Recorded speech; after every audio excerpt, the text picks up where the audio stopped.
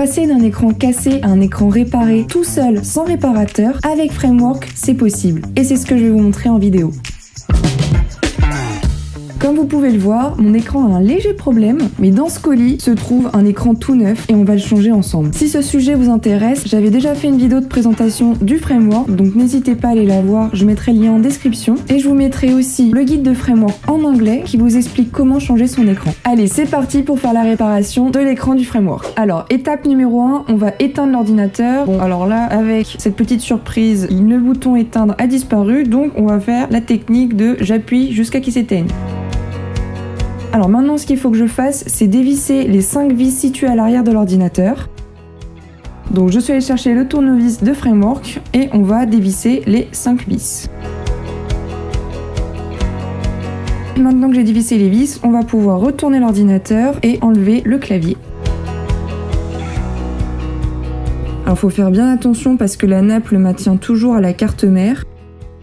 Et donc on va mettre son doigt et tirer. On va pouvoir le mettre de côté et passer à la suite. Alors maintenant, je vais m'atteler au cadre d'écran. Donc au préalable, je vais le descendre à 180 degrés. Voilà. Je vais commencer par ce qui est le plus facile à enlever, c'est-à-dire le dessus.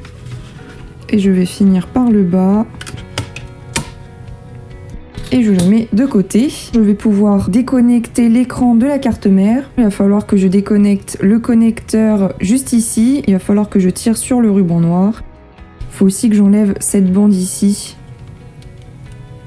qui le maintient et que je l'enlève des charnières. Et maintenant, je vais devoir enlever les 4 vis qui maintiennent l'écran de l'ordinateur.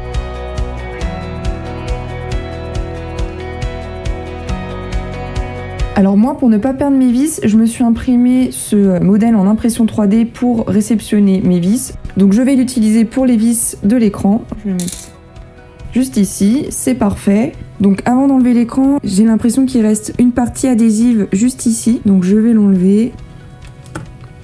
Et maintenant, je vais pouvoir enlever l'écran. Donc ce que j'ai fait, c'est que j'ai récupéré le tournevis de Framework et je vais utiliser la partie arrière. Et c'est nickel, tout est parti. Ouais. La partie la plus délicate est faite. Enfin, je dis ça, mais il nous reste encore l'écran à mettre. Hein. Je le sors de la boîte et on passe à la suite. Allez, on va ouvrir l'écran de rechange.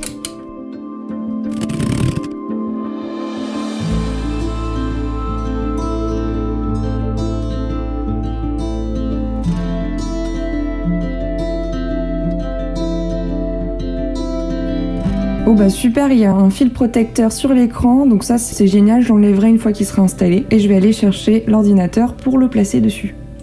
Alors je vais enlever le sparadrap à l'arrière, sinon il va nous gêner lors de la manipulation et puis on va pouvoir le placer sur l'écran. Allez, c'est parti pour mettre l'écran, donc je vais m'aider des guides, de ce qui permet de mettre les vis en haut.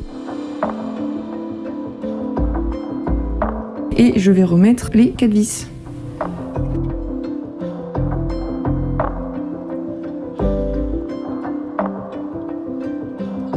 Les vis sont remis en place, donc je vais pouvoir replacer le câble.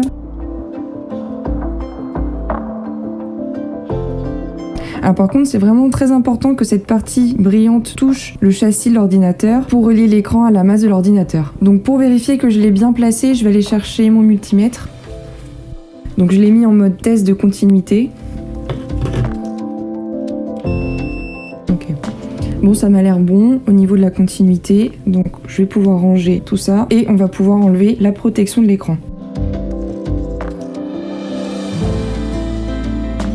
Allez, je vais chercher le cas de l'écran et on va pouvoir le réinstaller. Nickel, donc l'écran c'est fait. Maintenant, on va pouvoir remettre le clavier. Ah bah regardez, il m'a fait une petite surprise en remettant le clavier en place, il s'est allumé. Donc bah écoutez, on va en profiter pour vérifier que l'écran fonctionne correctement. Bah déjà c'est bon signe, on n'a plus la barre. Donc on a déjà solutionné le gros problème du départ. Bon bah c'est nickel, pas de barre, ça a l'air génial. Je vais ouvrir une fenêtre de Firefox pour voir si c'est pareil sur un navigateur.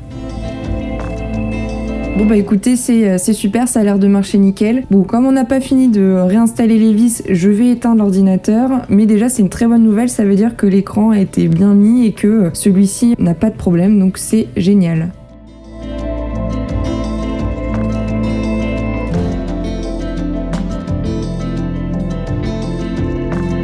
Maintenant que tout a bien été remis en place, on va quand même vérifier une dernière fois si tout fonctionne bien. Bon, je vais faire 2-3 tests pour vérifier que l'écran fonctionne parfaitement. Donc je retourne sur Firefox. Bon, je suis super contente, ça s'est vraiment fait rapidement. Comme vous le voyez, avant d'avoir mon problème d'écran, j'étais en train de tester Kubuntu comme distribution Linux. Je vais me remettre à mes tests pour trouver la meilleure distribution pour ce framework. J'espère que cette vidéo vous aura plu et puis on se dit à très vite.